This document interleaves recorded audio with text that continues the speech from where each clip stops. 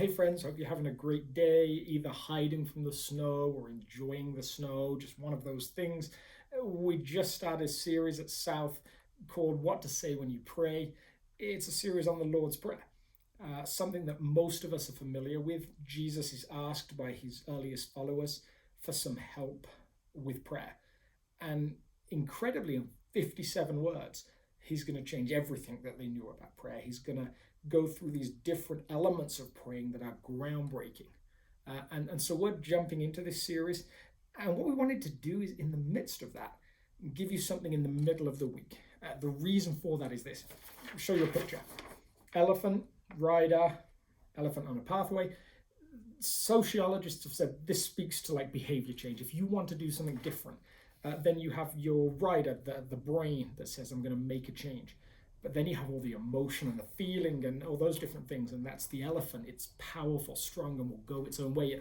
And waking up in the morning tells you everything you need to know about this. You set an alarm. Your brain says, I need to get up. You wake up and your heart says, I want to stay in bed. So you snooze like 4 or 5 times. At least I do.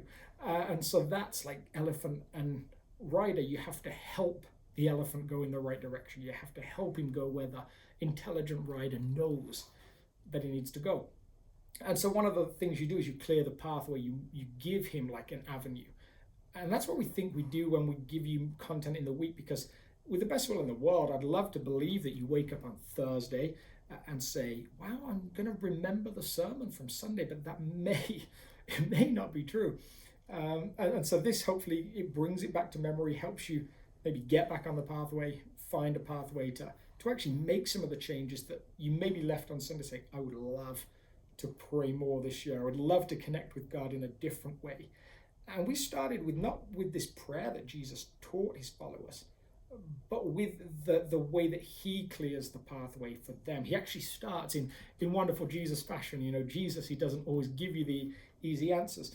He doesn't just say, this is how you pray. He starts with, this is how you don't pray. This is how not to pray. He talks into, don't pray out loud like the hypocrites do. Don't do it for public attention. And don't believe that you can force God to act. Don't do it to force divine intervention, but actually pray out of relationship. So our first week was centered around the word here. Maybe starting like this story about Moses in the Old Testament. Moses starts with the words, I'm here. And incredibly, what Jesus seems to suggest is somewhere God replies, I'm here too. Isn't that wonderful? Isn't that just an incredible part? The most maybe incredible part of what Jesus teaches on prayer is that God longs for and loves relationship with you and I. And there was this passage that I wanted to read you to sort of reinforce that a little bit. It's in this book, 1 John. And the whole letter really is about love and how God interacts in love, and we're called to respond in love.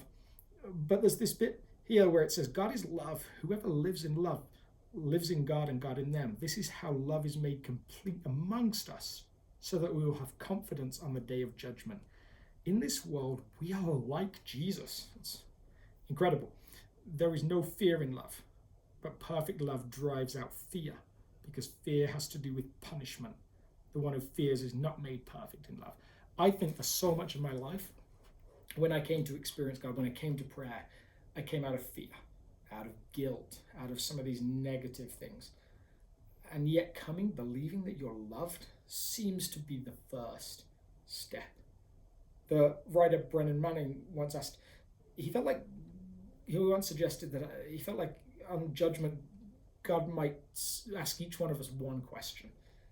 Did you believe I loved you? Did you believe that I cherished you, longed for you? And it seems like that's the starting point, that wherever you are, whatever you've done, you are deeply loved. And that is incredibly good news. So the challenge for you and I this week is to find some space. My question is, where is your space? Where is your margin? Where do you know you have just a little bit of time? And are you willing to take that little bit of time and give it to relationship? Give it to that moment of saying, God, I am here. There may be many other things you could do, but that might be the best thing you could do. That, for me, what that has looked like this week is Those first few minutes when I'm awake, instead of grabbing from my phone and sending text messages, instead of checking news, checking stock reports, checking cryptocurrency, checking sports results, some of the things that I actually just love doing. Um, I've actually said no. Before I do any of that, God, I would like to hear from you, and I'd like you to hear from me. It's me saying in that moment, I am here. That is my choice. That is what I'm giving. And my dream, my hope for you is that just in this first week, as we push into this conversation on prayer, you would hear God respond, I am here too. And that, friends, is some good news. So looking forward to wrestling with this whole series with you in prayer. Looking forward to hearing stories of how God has renewed your passion and interest for prayer. Maybe for some of you who have never really prayed before, if you're honest, stepping into that for the first time. For some of you that have kind of got to a point you're like, I kind of gave up on the whole thing. Looking forward to hearing God renewing some of those stories. Because we follow a God who constantly brings new stories out of old ones. And again, that is more good news. Looking forward to seeing you on Sunday. Take some time to find that first bit of space with God. I believe it will set you up to learn more in the rest of the series. Have a great day.